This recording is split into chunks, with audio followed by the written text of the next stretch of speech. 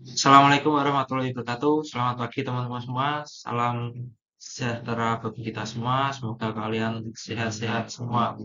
Baik, di sini saya akan menyampaikan materi hari ini mengenai aktivitas kebugaran jasmani.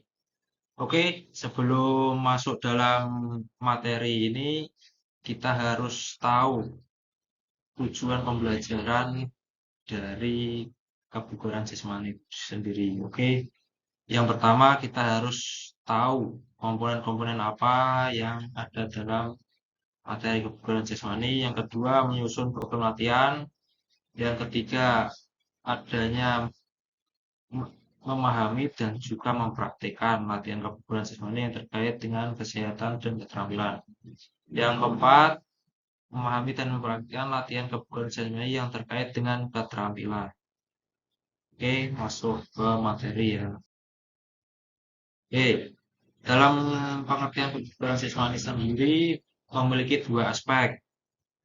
Yang pertama ada aspek kesehatan dan kedua ada formal. Nah, kebugaran jasmani berkaitan dengan aspek kesehatan, yaitu kekuatan otot. Yang kedua adanya daya tahan otot. Yang ketiga ada daya tahan jantung dan juga paru-paru.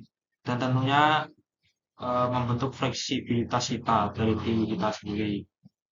Dalam aspek di performa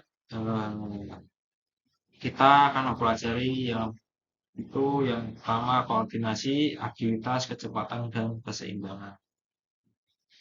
Oke, langsung masuk ke materi selanjutnya.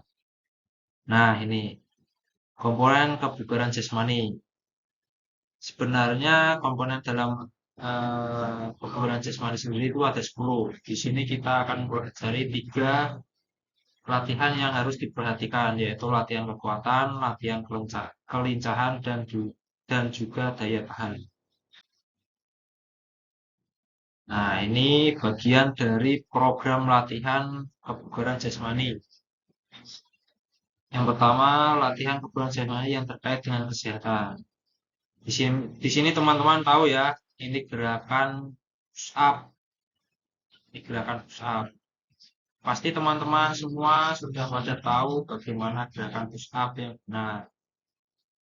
Yang benar, yang pertama, duduk jongkok, kedua kaki agak dibuka. Ditempatkan kedua tangan lurus ke depan berada di antara kedua paha dan telapak tangan menempel di lantai. Yang kedua, pindahkan berat badan pada kedua tangan secara perlahan dengan tumpuan ujung jari kaki. Berarti ditekan ke bawah ya. Angkatan. Lalu yang ketiga, angkat kaki dari lantai hingga seluruh badan ditopang oleh kedua tangan. Ketika kita bisa lihat ke gambar pertama itu yang eh, kita dorong badan kita ke bawah lantai sejajar, tidak boleh menempel ya. Boleh kita tidak boleh menempel badan maupun perut, dada tidak boleh menempel di lantai. Setelah itu kita apa namanya kita dorong ke atas lagi supaya seimbang lagi. Lalu begitu seterusnya sampai dengan waktu yang ditentukan. Berapa kali, misal berapa kali atau berapa menit. Itu ya. Nah, ini push up melatih kekuatan otot lengan kita.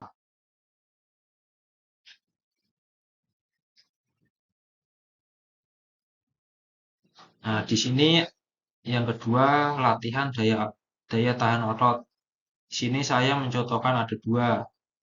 Yang pertama bisa dengan bersepeda, itu sangat bermanfaat sekali dalam melatih daya tahan otot kaki.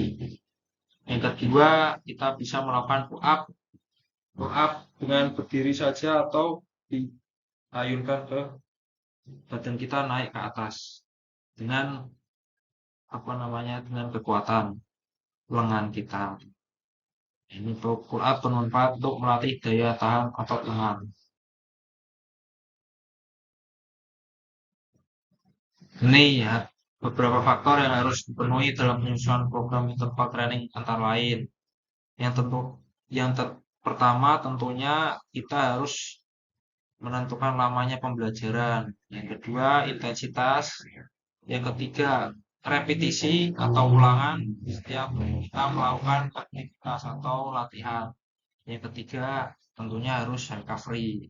Kalau tidak recovery, pasti ketika kita besoknya aktivitas lagi, tubuh akan cedera. Dan di sini kita banyak jenisnya untuk meningkatkan daya pernafasan. Salah satunya diantaranya yaitu interval training cepat dengan jarak pendek. Misal lama pembelajaran 5-30 detik, intensitasnya ada 85% sampai 90% maksimum. Yang ketiga, dalam repetisinya kita 15 sampai 25 kali. Istirahatnya 30 sampai 90 detik. Itu ya teman-teman. Nah, ini seperti sudah saya contohkan yang di situ ada pengulangan, jarak, waktu istirahat dan istirahat. Misal pengulangan 5, jaraknya 50 meter, waktu 8 detik, istirahat 30 sampai 60 detik dan seterusnya. Itu ya, paham ya teman-teman semua. Oke, kita lanjut.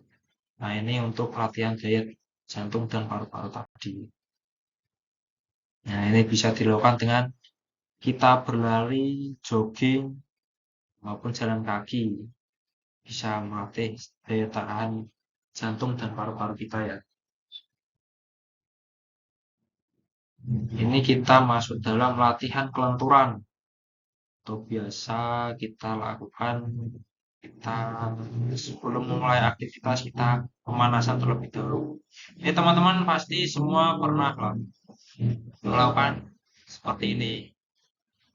Seperti apa namanya, tangan direntangkan, dua tangan direntangkan, atau tangan diangkat ke atas dan apa namanya direntangkan ke kanan maupun ke kiri gitu. Yang kedua, kita akan mempelajari latihan kebugaran jasmani yang terkait dengan keterampilan. Yang pertama ada latihan kecepatan. Latihan kecepatan bertujuan meningkatkan kekuatan atau power dan organ tubuh antara lain sendi, sendi lutut, mata kaki, jari meliputi tangan dan siku. Lalu leher, bahu, pangkal paha, kecepatan, dan gerak sesuai fungsinya. Itu ya.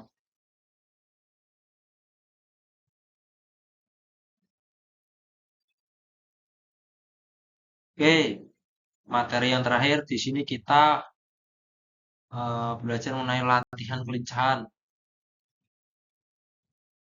Misalnya kita, misalkan contoh kita melakukan jumping jack atau mungkin bisa dalam squat jump itu bisa kita melatih kelincahan kita. Latihan kelincahan sendiri ini bertujuan sangat baik sekali dalam tubuh kita, terutama meningkatkan kelincahan gerak baik secara sengaja maupun tidak sengaja. Itu ya teman-teman. Jadi dalam materi kebugaran jasmani ini teman-teman semua mempelajari ini semua dan baru sebagian teman-teman semua ini mempelajari materi kebugaran jasmani. Semoga materi yang saya sampaikan pada hari ini semoga sangat bermanfaat bagi teman-teman semua, bisa membuat teman-teman semua paham dan bisa dipraktekkan ketika nanti pada saat olahraga, pada saat materi ini. Begitu teman-teman semua, semoga sehat selalu. Terima kasih. Wassalamualaikum warahmatullahi wabarakatuh.